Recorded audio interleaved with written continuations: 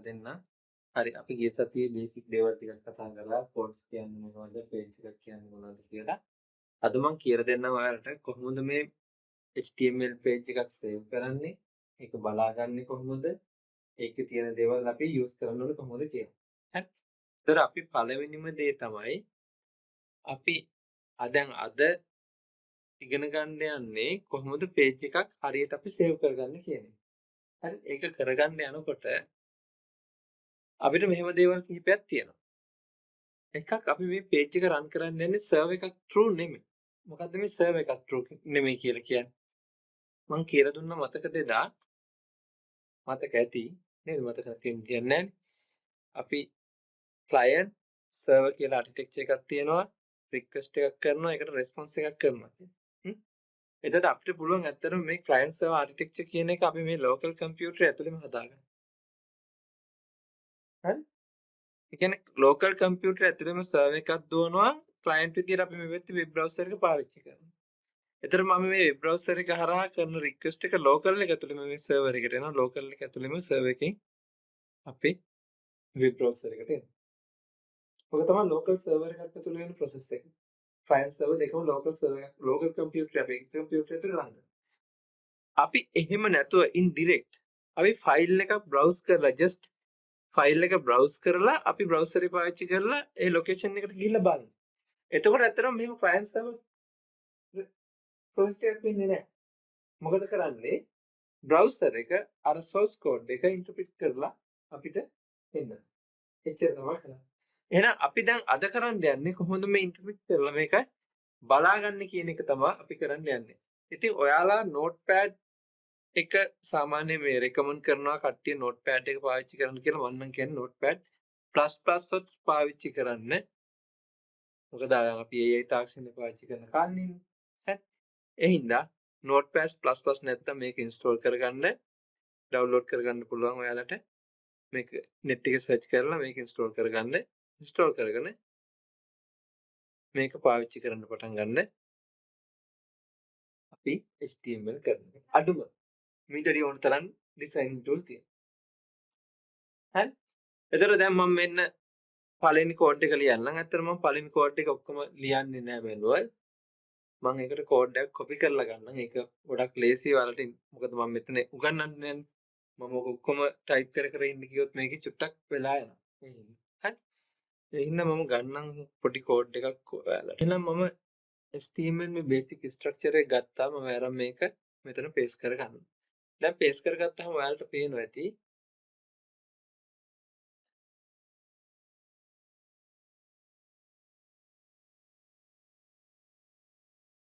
ඔයාලට පේනවා ඇති දැන් මේකේ අපි right මම මේ පැත්තට line කරගන්නම්. මේකේ අපි මෙතන මේ document එකට paste කරාට මෙයා notepad එක තාම අඳුරගෙන නැහැ මේක HTML එකක් කියලා. මේ notepad පර්පස් එක අඳුරගෙන නැහැ. අඳුරගත්තා නම් එයා අපිට highlight කරලා පෙන්නනවා. මේක HTML එකක් කියලා. ඒක අඳුර ගන්න මම මොකද කරන්නේ මේක save කරන්න ඕනේ. මම මේක save කරනකොට මම මේ කම්පියුටරේ මම වෙනම ස්පේස් එකක් හදා ගන්නම්. right? ස්පේස් එකක් හදාගෙන මම මේක HTML කියලා new folder තිබුණේ කවන්නේ. මම ඒක පස්සේ rename කරගන්නම්. මේකේ මම first page කියලා first dot html කියලා මම දානවා extension එක ගන්න එක තමයි වැදගත්. extension එක දානකොට මම මෙතන normal text file කියලා තිබ්බොත් මොකද වෙන්නේ? අපි මොන extension එක දැම්මත් අන්තිමේටම txt කියලා extension එක වදිනවා. ඒ හින්දා අනිවාර්යෙන් මේ normal text file නැතුව අපි මෙතන all types කියන එක තෝරන්න ඕනේ. එතකොට ඒ extension එක හරියට දාගන්න. all types කියන එක තෝරවුවා. හරි? එහෙම නැත්නම් extension එක හරියට දාගන්නේ නැහැ. තේරුණාද කියපු නැත්නම් අතන HTML කියන මෙතන file type වලින් අපි මේක HTML තෝරගන්න ඕනේ. මේ right මේකේ list එක තියෙනවානේ. මේ list එකේ තියෙන HTML file උත් තියෙනවා. PHP මේ ඔක්කොම තියෙනවා. right මෙතනින් තෝරගන්න ඕනේ. එහෙම නැත්නම් decimal ලියදම all types දැම්ම .html හෝ htm කියන extension දෙකකින් ඕන එකක් අපිට පාවිච්චි කරන්න පුළුවන්. මම මේක save කරනවා. save කරපුවම දකින්න දැන් ඔයාලට වෙනසක් පේනවද? අපි notepad එක ගත්තා නම් අපිට මෙහෙම පෙන්වන්නේ නැහැ. ඒ හින්දා දැන් අපි මේක කරනකොට මේක අපි ප්‍රැක්ටිස් කරනකොට අපිට හරි ලේසි මේ වගේ ටූල් එකක් පාවිච්චි කරන එක. එදා අපි ඉගෙන ගත්තා ටැග් වල මෙන්න මේ ටැග් එක ගැන මම විස්තර කරේ නෑ. ඔයාලට මතක ඇති කියලා හිතනවා. මේ ටැග් එක ගැන මම විස්තර කළාද? මේ පළවෙනි ටැග් එක ගැන නෑ. මෙතන තියෙන document type HTML කියලා. මොකද ඉන්ටර්නෙට් එකේ පාවිච්චි වෙන document types ගොඩක් තියෙනවා. හරි? ඒතර browser support කරන documents ගොඩක් තියෙනවා. ඒතර මෙතන මේ document types HTML කියලා කියපු ගමන් browser එක දන්නවා මේ document එක HTML content තියෙන document එකක් කියලා. හරිද? එතකොට මේකේ head tag එක ඇතුලේ මේ තියෙන meta tags කියලා જાතියක් තියෙනවා. අපි ඕක විස්තර පස්සේ කතා කරමු. right අපි දාගෙන ගත්තේ title එක විතරයි. right මේකේ මේ encoding එහෙම විස්තර ටිකක් තියෙනවා. ඔය ගැන දැන හිතන්න එපා. ලොකුවට පස්සේ අපි ඒවත් බලමු. මෙතන මේ title කියන එක තන default title එකක් නිකන් page title කියලා දාලා තියෙනවා. right ඊට පස්සේ heading නේද? heading එකක් දාලා තියෙනවා this is a paragraph කියලා. p tag එකක් දාලා තියෙනවා. එතන මේ tag එක මම ඔයාලට chat එකේ දාලා තියෙන group එකේ note එකේ තියෙනවා මේ text list එකක් ඇති. ඊට අමතරව දේවලුත් අපි තව ටිකක් ඉගෙන ගමු. හරි? දැන් මේක මම save කරානේ. හරි? මම මේක close කරන්නම් ඉස්සෙල්ලාම. close කරලා අපි වරි folder එක rename කරගෙන ඉමු.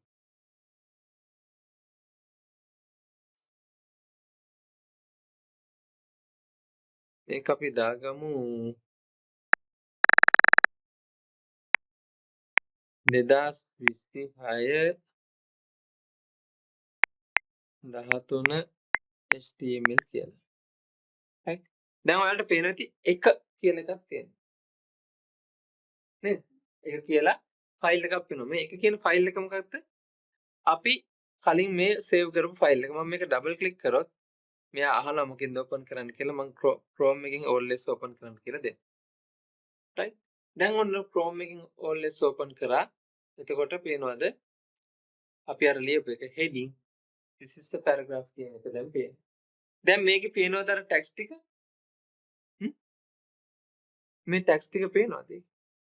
right අපි එකත් ඕපන් කරමු. දැන් මේක එඩිට් කරන්න ඕන අපි කොහොමද ඕපන් කරන්නේ? මේක right click කරලා මොකද කරන්න ඕනේ? මේක open with right නැත්නම් edit with notepad++ කියන එක තෝරගන්න. මේ ඔප්ෂන් එකෙන් ඔන්න edit වෙනවා. එතකොට මම ඩබල් ක්ලික් කරොත් නේ ඕපන් කරලා දෙනවද අපිට මේ edit ඔප්ෂන් එකකින් නෑ. එතකොට එයා default ඕපන් කරන්න තියෙන application එකෙන් තමයි ආය ඕපන් කරන්නේ. දැන් ඔන්න ඕපන් කරලා දීලා තියෙනවා. මොකෙන්ද? මේ browser එකෙන් අපිට බලන්න කියලා. හරිද කියමුද? හරි. එහෙනම් අපි තව ටෙක්ස්ට් ටිකක් දාමු. මම මේ ටෙක්ස්ට් ටික දාන්න නැත්තරම මම ටයිප් කරන්න ඕන හින්දා මෙතනින් එහාට මම කීබෝඩ් එකකුත් පොඩ්ඩක් පාවිච්චි කරන්න නැත්තම්. හරි. එතනින් පස්සේ අපිට මේක පාවිච්චි කරනකොට අපිට මේ W3 School කියන සයිට් එක ගොඩක් famous සයිට් එකක්. මේකේ තියෙනවා HTML tags නෙමෙයි ගොඩාක් දේවල් ඉගෙන ගන්න. මම මේ W3 School සයිට් එක දැන්ට ඔයාලට පාවිච්චි කරන්න මේ දේවල් කියලා දෙන්න යනකොට. right? මෙතන මේ බලන්න ටැග් එකයි ඊට පස්සේ description එකයි බොහොම පැහැදිලිව තියෙනවා. තව දෙයක් ඔයාලට මම කෙටි සටහන් එකේ මම මේ ටික දාලා තියෙනවා.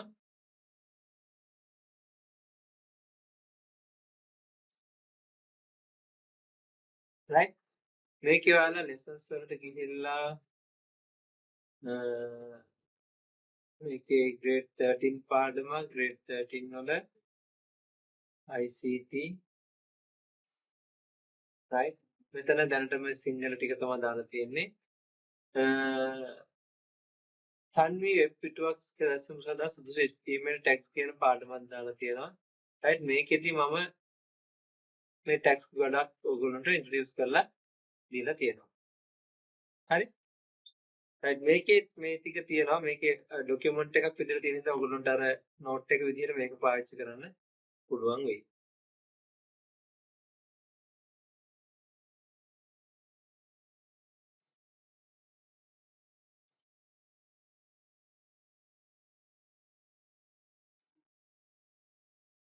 මෙතන දීලා තියෙන වෙබ් අඩවි වර්ග මොනවද? ඒ ටික ඔක්කොම මෙතන දීලා තියෙන සාමාන්‍ය අපි පාවිච්චි කරන්නේ. හරි. දැන් අපි අහපුව යමු මේකේ ටැක්ස් ටික හඳුන ගන්න. H1 to H6 tax කියලා කියන්නේ මෙන්න මේ tax ටික මම ඉතින් මේ code එක මෙහෙම copy කරලා ගන්නවා. එතකොට ලේසි. අපි දැන් අර හදිසි document එකේම මම මේ heading කියන එක අයින් කරලා මෙතන මම මේක save කරනවා. save කරලා මේ page එක දැන් save කරපු ගමන් මෙතන පේන්නේ නැහැ. ඒක බොහොම පැහැදිලිව ඔයාලට පේනවා. නේද? එතකොට changes අපි බලන්න ඕන නම් මොකද කරන්න ඕන? මෙතන reload කරන්න ඕනේ මේ page එක. දැන් පේනවා ඇති. අර right. මෙතන heading 1 වලින් නම් heading 6 වලට එනකොට මේ content එක පොඩි වෙලා තියෙනවා. මේක පැහැදිලිද නේ? හරි. එහෙමනම් H1 tags ටිකේ අපි ඔක තමයි ඉගෙන ගන්න ඕනේ. ඊට පස්සේ අපි යමු ඊළඟ tag එකට. right. right. අපි මෙතන title හරි කතා කරා meta head ඉන්න. මම යන්නම් forms වල තියෙන අපි ඊළඟට කතා කරමු general tags ටිකක් තියෙනවා. italic bold ඒ tags ටිකට right paragraph italic bold මෙතන තියෙනවා නේද? අපි ඒ ටික පොඩ්ඩක් බලමු. හරි. මට මේකෙම පිළිවෙලක් නැති ඉඳලා මම ඒ ටික type කරන්න. right. මම මේ tag එකක් copy කරලා ගන්නම්.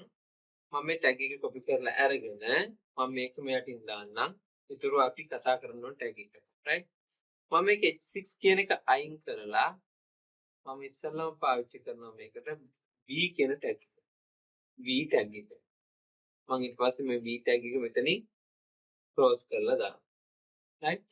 මේ content එක this is a heading කියන එකේ මම 6 කියලා අයින් කරන්න. එතකොට heading කියන එක විතරක් තියෙයි. right. bold කියන එක දානවා. ඊට පස්සේ මම italic කියන එක දානවා. italic කියන එක අපි මොකද්ද තිබ්බ අකුර? I අකුර තමයි italic වලට අපි පාවිච්චි කරේ. right. I අකුර. right. ඊට පස්සේ අපි underline කරන මොකද්ද පාවිච්චි කරේ? U අකුර. right. එහෙනම් මම මේ දැන් අතන අපි අර මතකති කලින් කතා කරා tag එකක් open කරොත් අනිවාර්යෙන් tag එක close කරන්න ඕනේ කියලා. එතකොට මේ ටික ඔයාලට පේනවා. දැන් මම කරනකොට ඒ ටික පේනවා. right. ඊට පස්සේ common tag එක මෙතන දාන්නම්. paragraph tag එක. paragraph කියන ඡේදයක් අපි දෙනකොට පාවිච්චි කරන paragraph පස්සේ. today is අද කවුද? 8th of June කියලා දානවා. මම paragraph එක ඉවර කරනවා. right. එතකොට මම මේ paragraph එක ඇතුලේ මට tag එකක් ඇතුලේ තව tag එකක් define කරන්න පුළුවන්. මම ඒක උඩත් පෙන්නන්නම්. 8 කියන එක මම දානවා කොහොමද? මේක superscript එකක් විදිහට මම මේක දානවා.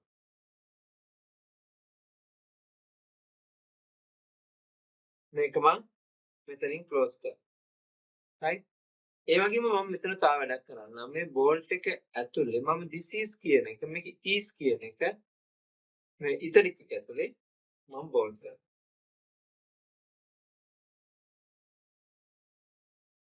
මේක මම මෙතනින් bolt එක. ඒතර is එක විතරයි bold වෙන්න ඕනේ. මම මේක save කරනවා. save කරලා මම page එක නැවතත් refresh කරන්නම්. දැන් ඔයාලට පේන්නේ නැති this is heading කියන එක bold වෙලා තියෙනවා. this is heading කියන එක මේක italic කළා is කියන එක විතර bold වෙලා තියෙනවා. this is heading කියන එක underline වෙලා තියෙනවා. එතකොට මේක විතරක් ඇයි ඊළඟ line එකට ආවේ? අන්න හරි. මෙතන P කියන tag එක දාපු හින්දා මේ P කියන tag එක දාපු හින්දා මේක paragraph කියපුවාම automatically යාළුත් paragraph එකකින් පටන් ගන්න. එහෙමනම් අපි මේ line එකත් ඊළඟට යවන්න ඕන නම් මොකද කරන්න ඕනේ මෙතන? BR එකක් දාන්න ඕනේ. BR. කොහොම තමයි BR tag එක දාන්න විදිය. BR කියලා දැම්මොත් එතන මොකක්ද වෙන්නේ? line break එකක් වෙනවා. මේ BR එකක් දැම්මොත් ඒ BR එක දාන තැන line break එකක් වෙනවා. එහෙනම් දැන් මම මේක press කරොත් refresh කරොත් දැක්කද?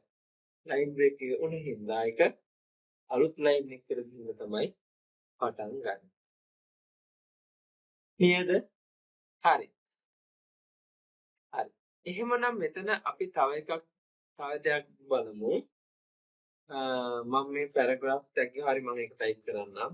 පැරග්‍රාෆ් ටැග් එකේ 1000 වැදුනේ 00112 is belongs to which base?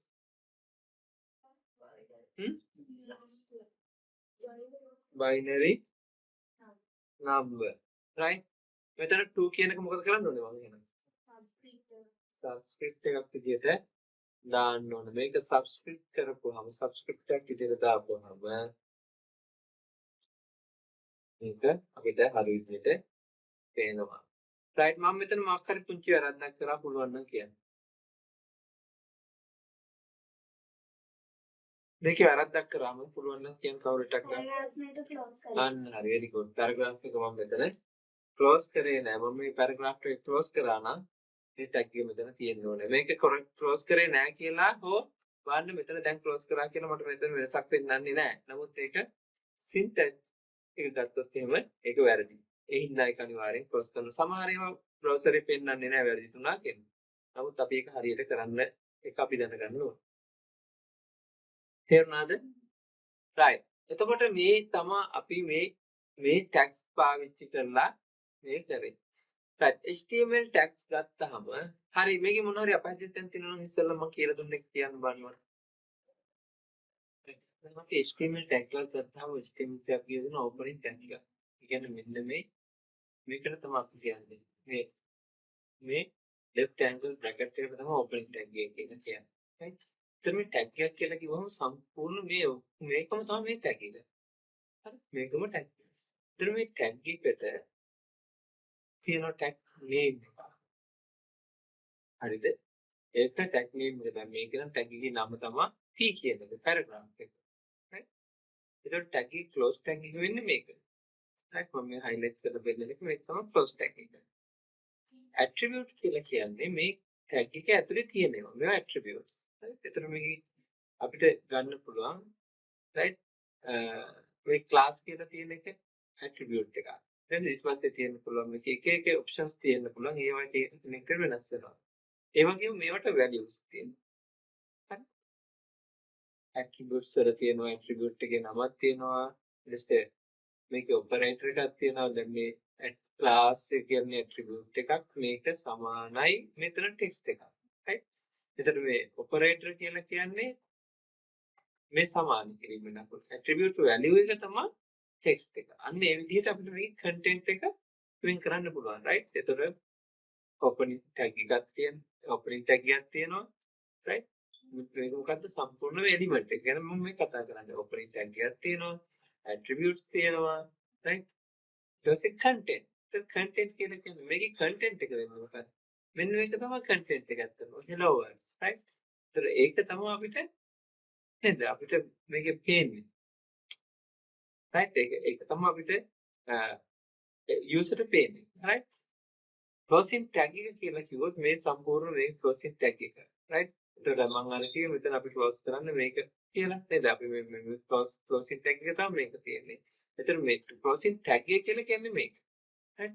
සම්පූර්ණ මේ paragraph එක close කරලා කියන එක තමයි මෙතනින් කියන්නේ. අන්න ඒ විදිහට මේවා අපිට අපි දැනගන්න ඕනේ පළවෙනිම දේ තමයි HTML වල කොහොමද අපි මේ එලිමන්ට් එකක් HTML එලිමන්ට් එකක තියෙන කොටස් හඳුනගන්නේ කොහොමද කියන එකත් very important. ඒවා හරියට identify කරගන්න එක හරිම වැදගත් අපි HTML ඉගෙන ගන්නකොට. හරි ඊට පස්සේ අපි ඊළඟ දවසේ ඊටු ටික අපි කතා කරමු. තව ටැක්ස් අපිට ගොඩක් කතා කරන්න තියෙනවා. අපි ඒක ඊළඟ දවසේ කතා කරමු.